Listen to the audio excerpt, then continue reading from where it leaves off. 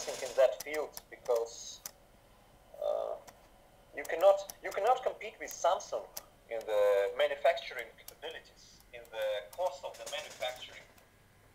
When it comes to both CPE or the base station, it's totally different scale. That's it. That's the story about LTE, and it's again a good chance for the new players on mobile voice carrier market like Samsung or Huawei to jump on the bandwagon and finally get the fair share of the market, because on GSM, on 3G market, they were still far away behind traditional manufacturers like Qualcomm or Ericsson, Nokia, Siemens. That's the opportunity for them. And at the same time, we see LTE and evolving 3G, 4G, you can call it, you can name it whatever, but it will mean a growing demand in data transmission capabilities inside the carrier networks.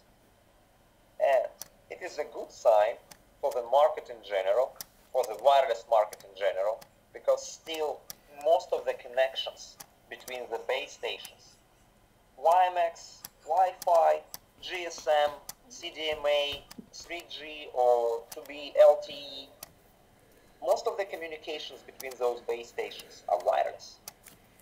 Or they are initially wireless, and then when the carrier needs more capacity, when they have time and the base station, the place is finally fixed and justify itself, they can build a fiber line sometimes in a year time, and they will leave wireless as a backup. So it's a good market for us, it's a good market for all broadband wireless point-to-point and even multi-point systems manufacturers. And I can tell you that we see that growing demand, we see the growing number of requests from the carriers of different scale all around the world, especially in developing countries, which are pioneering the technology. Sometimes for them it's cheaper to deploy CDMA or 3G network than trying to deploy classical GSM, even second-hand equipment, just because the technology has made the equipment a little bit more affordable, a little bit more flexible. So that's what we see is happening. The dominating technology on large-scale mobile voice and high-speed data access will be something like LTE or 3G or CDMA, depending on the region, but unlikely WiMAX, and unlikely WiMAX ever becomes global. I see no aim in the WiMAX forum to reach global compatibility, which was the biggest hope for Intel. Why actually Intel stopped active marketing of WiMAX? Yes, they do WiMAX products, they have to sell chips, but their initial idea was the same like Wi-Fi. Wi-Fi chip in every laptop, WiMAX chip in every laptop, works all around the world, but unfortunately they forgot a little bit about frequency bands. There is no harmonization all around the world, even at 5 GHz band. 2.4 is more or less harmonized, but it took 10 years to do that.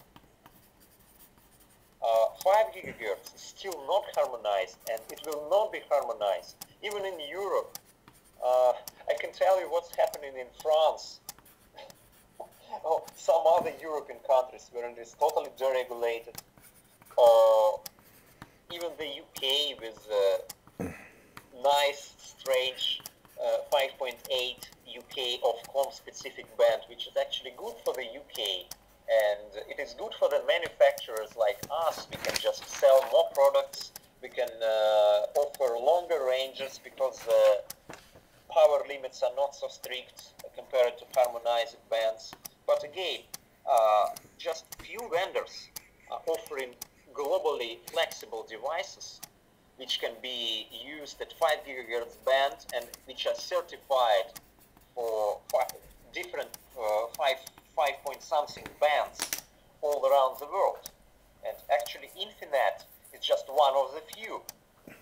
So we have products which can be used in Australia, South Africa, Europe, US, and the UK.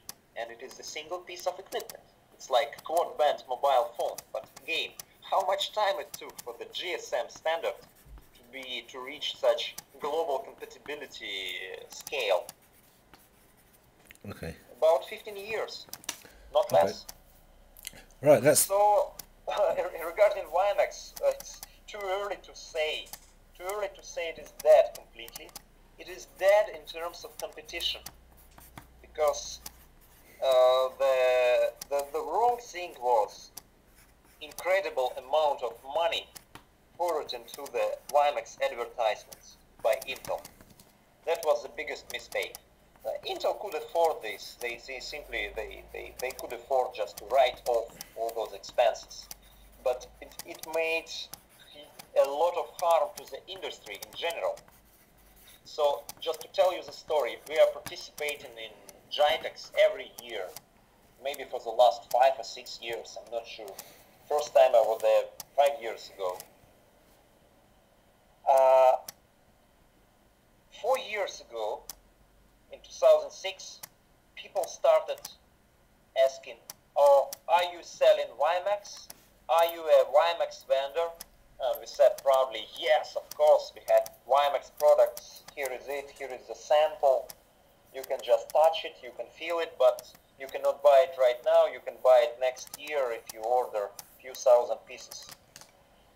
But it was okay. 2 years later, the wave went a little bit low. There were people asking for wimax, but there was